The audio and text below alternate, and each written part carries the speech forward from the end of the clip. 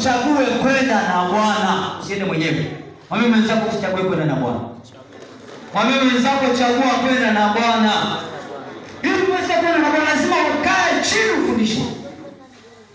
Hapo watasimama mitume, watakuwepo manabii, watakuwepo walimu, watakuwepo wainjilisti. Mwinjilisti akisimama hapa utasikia amegonga kwako, utasema leo ameniona na wewe umekaaje hii?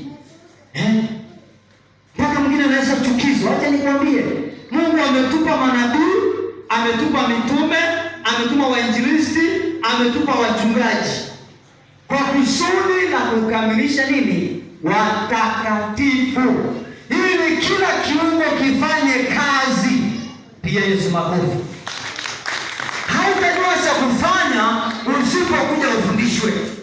Hautajua una kipawa gani kama usipokuja kwenye kusanyiko. Usipopatikana kanisani, hautajua wewe ni nani hata siku moja. Hautaelewa kabisa. Jamani sawa?